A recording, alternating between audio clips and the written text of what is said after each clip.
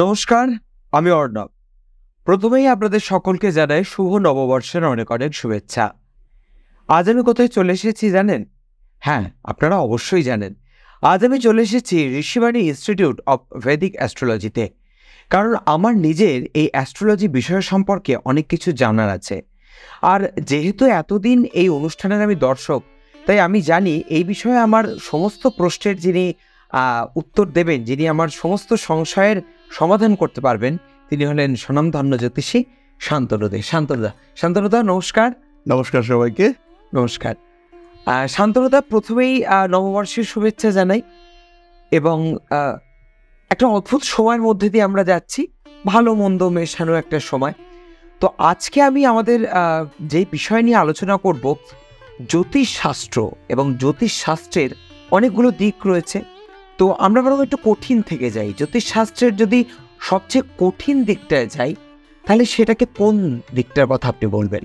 দেখো, জ্যোতিষশাস্ত্র বেসিক্যালি একটা ভীষণ কমপ্লিকেটেড শাস্ত্র।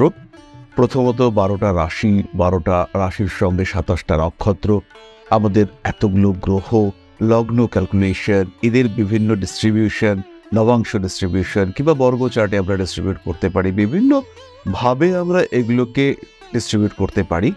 কিন্তু যদি বলা হয় অ্যাস্ট্রোলজিতে সবচেয়ে কমপ্লিকেটেড পার্ট কোনটা, তাহলে আমি বলবো রাহু এবং কেতু। এবার মনের মধ্যে একটা প্রশ্ন আসতে পারে যে এই রাহু এবং কেতুকে আমরা এতটাই কমপ্লিকেটেড বললাম কেন? আমাদের যদি একজন হিউম্যান বিইংকে চিন্তা করা হয়, তাহলে তার মধ্যে সবচেয়ে কমপ্লিকেটেড পার্টটা হচ্ছে তার সাবকনশিয়াস মাইন্ড, বা আমরা বলতে পারি তার যেটা কনশিয়াস মাইন্ড। মাইন্ড হচ্ছে একজন মানুষের সবচেয়ে কমপ্লিকেটেড পার্ট।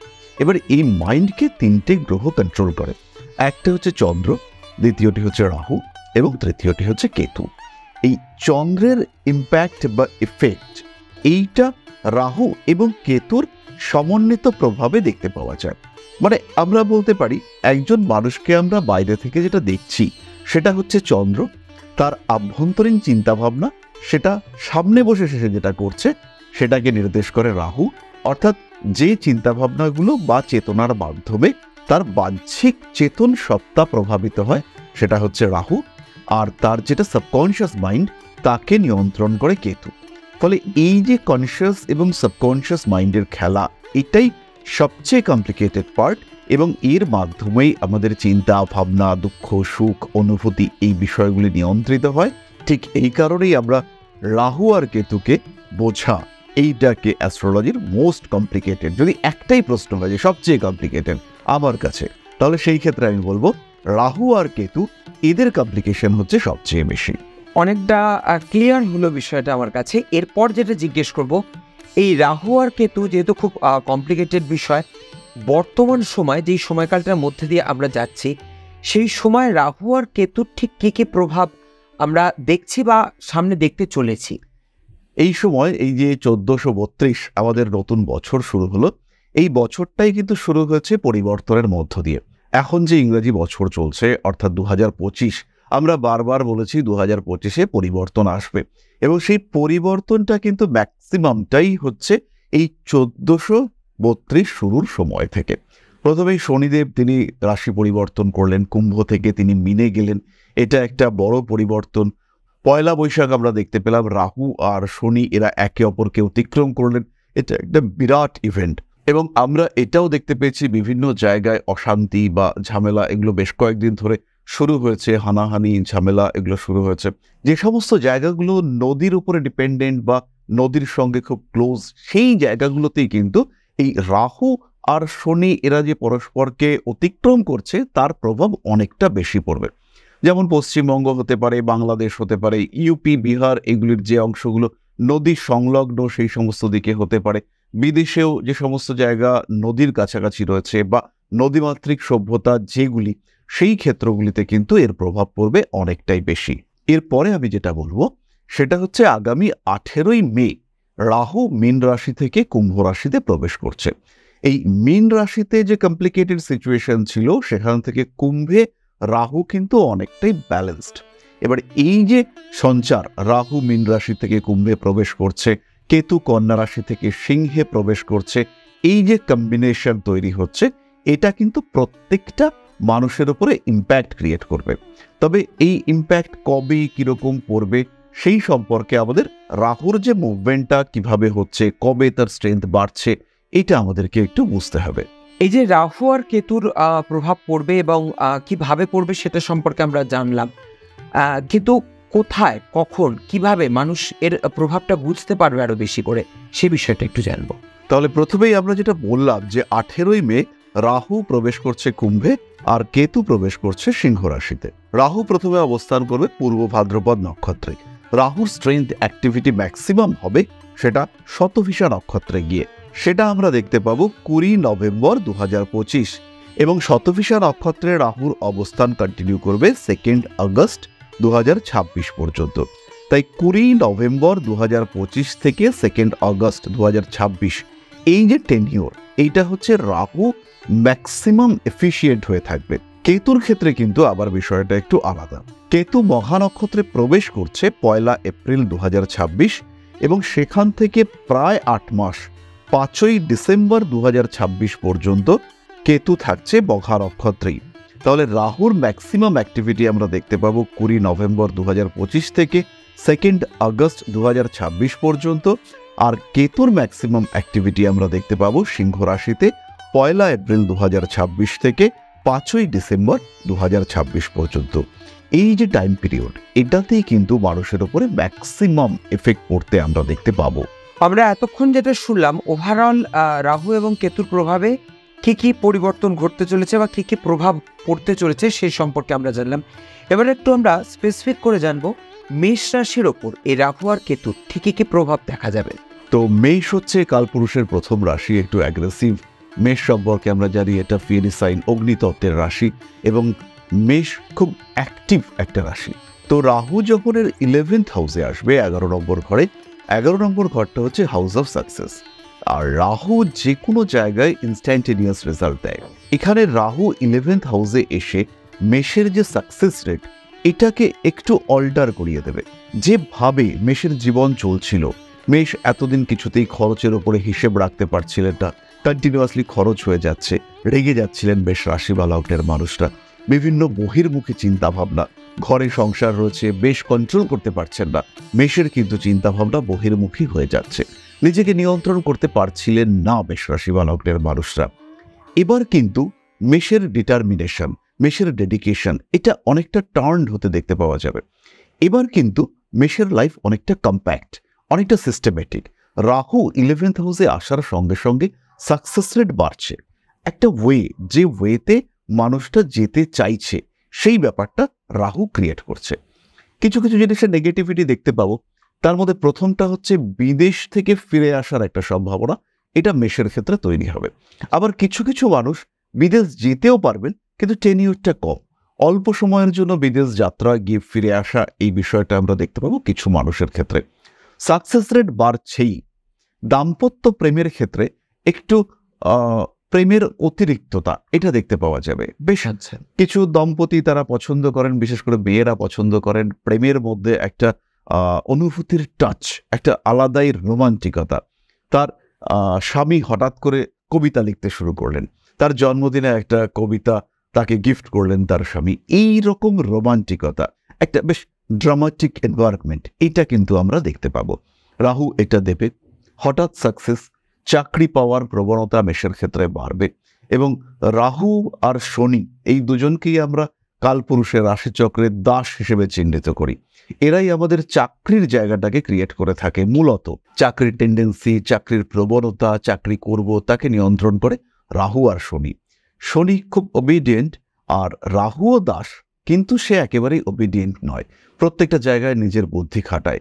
তো এই কালপুরুষের একাদশে কুম্ভ রাশিতে, শনির প্রভাবিত রাশিতে যখন রাহু এসে উপস্থিত হচ্ছে, তখন চাকরি পাওয়ার প্রবণতা এটা বাড়বে।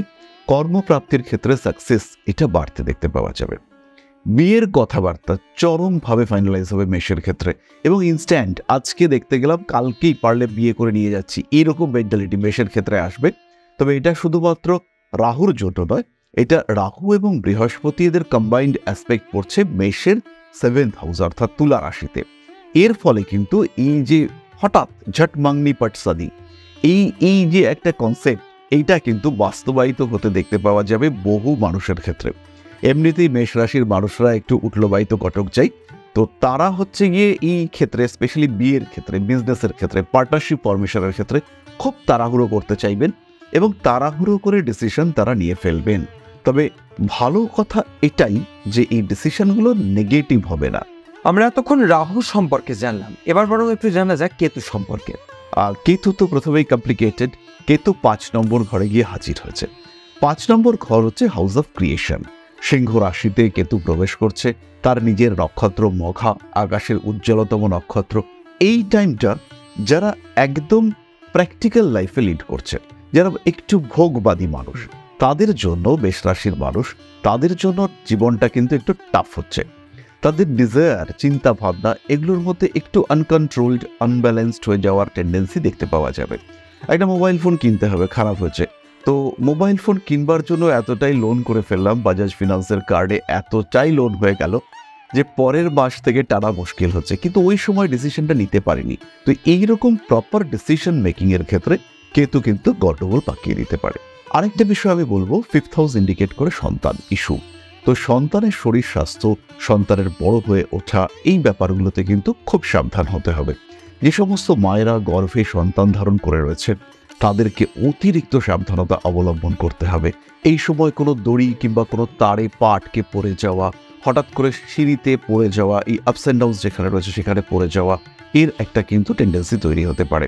অনেক সময় সিংহ রাশিতে কেতু মেঝেতে একটা জল পড়ে রয়েছে, এখন তো মেঝেগুলো ভীষণ পিচ্ছিল হয়, সেখানে পড়ে যাওয়া, এই ব্যাপারগুলো ইন্ডিকেট করতে পারে এবং তার কারণে কিন্তু বাচ্চার একটা ক্ষতি হওয়ার সম্ভাবনা সেটা দেখতে পাওয়া যেতেই পারে। সবচেয়ে ইম্পর্টেন্ট 5 নম্বর ঘর থেকে আমরা যেটা দেখি সেটা হচ্ছে রিলেশনশিপ, প্রেম, ভালোবাসা। এই একটু আগে আমরা বললাম রাহুর ইম্প্যাক্টে হঠাৎ বিয়ে করার একটা টেন্ডেন্সি তৈরি হতে পারে। এই কেতু এই টেন্ডেন্সিটার পেছনে একটা ব্যাকগ্রাউন্ড ইম্প্যাক্ট ক্রিয়েট করতে পারে। কিরকম ব্যাপারটা, প্রেম করছি দীর্ঘদিন ধরে, হঠাৎ পঞ্চমভাবে কেতু এসছে, কেতু আসার সঙ্গে সঙ্গে কিছু গোপন বিষয় ওপেন হয়েছে। অর্থাৎ হঠাৎ জানতে পারলাম যে আমার প্রেমিকা, তার আরও একটি প্রেমিক রয়েছে। রিসেন্ট একজন ক্লায়েন্ট আমার বাড়িতে এসেছিলেন, এক ভদ্রলোক। তো তিনি একটু বেশি বয়সে এক মহিলাকে বিয়ে করেছেন। তো কিছুদিন যাওয়ার পরে মহিলাটির ভাই সেই বাড়িতে এসে থাকা শুরু করে। মোটামুটি মাস 6 পরে ভদ্রলোকের মনের মধ্যে কেমন একটা সন্দেহ জাগে। ভদ্রলোক একটু অবজার্ভ করতে শুরু করেন এবং বাড়িতে একটি হিডেন ক্যামেরা লাগিয়ে ফেলেন। তখন তিনি পরবর্তীকালে রিয়েলাইজ করলেন যে এই মহিলাটি যাকে ভাই হিসেবে ইন্ট্রোডিউস করেছে, এটা অ্যাকচুয়ালি ওই মহিলাটির স্বামী। এবং এই ভদ্রলোকের টাকা পয়সা, প্রপার্টি, এইগুলো নেওয়ার জন্য বা এগুলোকে দেখে ওই ভদ্র মহিলা, তিনি তার স্বামী সমেত এই বাড়িতে এসে রয়েছেন এবং স্বামীকে ভাই হিসেবে পরিচয় দিচ্ছেন। তো এরকম গোপন বিষয় ওপেন হবে মেষের কাছে। মেষ তখন প্রচণ্ড মাথা গরম করবে, ইনস্ট্যান্ট ডিসিশন নেবে। ইনস্ট্যান্ট ডিসিশন নিয়ে তোমাকে বাদ দিলাম, আর একজনকে নিয়ে আসবো, যার কাছে গেলাম, দেখলাম, পছন্দ হলো, এবার বিয়ে করব, আর সময় দেওয়া যাবে না। এই যে ব্যাপারটা, এটা মেষের ক্ষেত্রে দেখতে পাওয়া যাবে। মেষকে কিন্তু ভীষণ ভাবনা চিন্তা করতে হবে এবং প্রত্যেকটা বিষয়ে একটা প্ল্যানিং, এই প্ল্যানিংটাই কিন্তু মেষকে ধরে রাখবে, বাঁচিয়ে রাখবে। এবং এই যে প্রায় 1.5 বছর, 2026 ডিসেম্বর পর্যন্ত এই যে টেনিওর, এই সময় কিন্তু মেষকে নিজেকে ঠিক রাখতে হবে, নিজেকে নিজের সিদ্ধান্তে অটল রাখার চেষ্টা মেষকে করে যেতে হবে।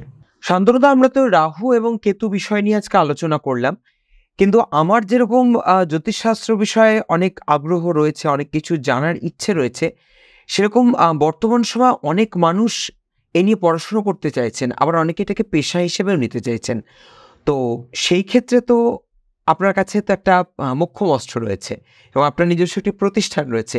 আমি আর সেটা বলবো না, আপনার কাছ থেকে একটু শুনবো। বেসিক্যালি আমরা যে কাজটা করি, জ্যোতিষ বিচার, মানুষকে পরামর্শ দেওয়া, তার থেকে অনেক বেশি আমাদের ফোকাস থাকে জ্যোতিষ সচেতনতা বৃদ্ধি। এর একটাই রাস্তা, সেটা হচ্ছে গিয়ে মানুষকে জ্যোতিষ শিক্ষায় শিক্ষিত করা। বহু মানুষ রয়েছেন যারা এই শাস্ত্রটিকে সামনে রেখে অনেক ধরনের নেগেটিভ কাজকর্ম করছেন। তো তাদেরকে কুৎসা রটিয়ে নয়, তাদেরকে খারাপ বলে নয়, বরঞ্চ তাদেরকে এই জ্যোতিষের প্রপার লার্নিং, এডুকেশনের মধ্যে নিয়ে আসা, এটাই হচ্ছে গিয়ে আমাদের উদ্দেশ্য। এবং ঋষিবাণী কন্টিনিউয়াসলি এই কাজটা করে আসছে। আমরা যে ক্লাসগুলো করাই অনলাইনে অফলাইনে প্রত্যেকটা ক্লাসের রেকর্ডিং থাকে, আর প্রত্যেকটা রেকর্ডিং আমরা ওপেন ফোরামে সবসময় দিয়ে দিই। এরকম নয় যে আমরা ক্লাসগুলো আমাদের ছাত্রদেরকেই দেব। আমাকে বহু মানুষ প্রশ্ন করেছেন যে কেন, আমরা তো পয়সা দিয়ে শিখছি, তাহলে কেন আমরা এই ক্লাসগুলোকে ওপেন করব? তো আমি তাদেরকে একটাই কথা বলি যে শিখছো, পয়সা দিচ্ছ, এটা ঠিক, সময়ের দাম রয়েছে, কিন্তু বিদ্যার দাম দেওয়া যাবে না। যদি জ্যোতিষ শিখতে চাও, যদি আমার কাছ থেকে বা আমার আদর্শে শিখতে চাও, তাহলে সেই ক্ষেত্রে জ্যোতিষটাকে শিখতে হবে সমাজের জন্য। এবং যত মানুষ আমার কাছে ক্লাস করেন তার থেকে বেশি মানুষ আমার ক্লাসের ভিডিও দেখেন এবং তার একটা ইম্প্যাক্ট তাদের উপরে পড়ে। ট্রু অ্যাস্ট্রোলজির যে বেসিক সেন্স বা কিভাবে অ্যাকচুয়ালি ডিপ অ্যাস্ট্রোলজিতে ঢোকা যেতে পারে, সেটা আমরা রেগুলার ক্লাসে ওপেন করতে থাকি এবং এর মাধ্যমে এই সচেতনতা বৃদ্ধি, এটাই হচ্ছে আমাদের উদ্দেশ্য, আমাদের মোটিভ। মানুষজন শিখছেন সরাসরি, প্রত্যক্ষভাবে শিখছেন, পরোক্ষভাবে শিখছেন। Rishibani institute of Vedic astrology আমাদের প্রতিষ্ঠান। আমরা 2014 সাল থেকে কন্টিনিউয়াসলি এই শাস্ত্রের ডেভেলপমেন্টের জন্য কাজ করে যাচ্ছি। আপনারা যারা এই ইনস্টিটিউটে আসতে চান, আমাদের যোগাযোগ নাম্বার তো আপনারা দেখতেই পাচ্ছেন, নিচ দিয়ে যাচ্ছে, সেই নাম্বারে অবশ্যই যোগাযোগ করুন। পাশাপাশি আপনার যে কোনো সমস্যার প্রতিকারের জন্য কিন্তু সবসময় আপনাদের সঙ্গে রয়েছেন শান্তনুদা। আপনার যে কোনো সমস্যার সমাধান কিন্তু হয়ে যাবেই যাবে। আরও একটা বিষয়, আনন্দের খবর, যেটা আপনারা আগে থেকেই জানেন, আরেকটু বলে দিই, আগামী 1 মে থেকে কিন্তু শান্তনুদাকে পাওয়া যাবে দুর্গাপুরেও, এবং দুর্গাপুরের একটি হোটেলে উনি নিয়মিত বসবেন। দুর্গাপুরের মানুষজন যারা হয়তো এতটা দূরে আসতে পারছেন না, তাদের জন্য কিন্তু এই সুখবরটা এই ভিডিওর মাধ্যমে পৌঁছে দিলাম আপনাদের কাছে। আর আমাদের অনুষ্ঠান কিন্তু অবশ্যই দেখতে হবে, দেখুন কেমন লাগছে জানান, আর যে কোনো সমস্যার জন্য অবশ্যই আমাদের প্রোভাইড করা ফোন নাম্বারে যোগাযোগ করুন।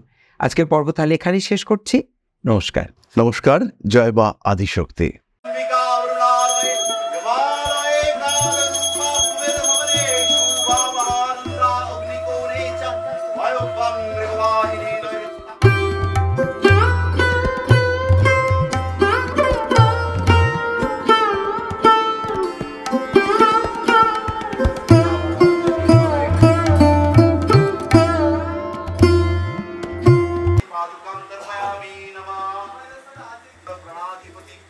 दक्षिणा कालिका परिषदाय स्वाहा।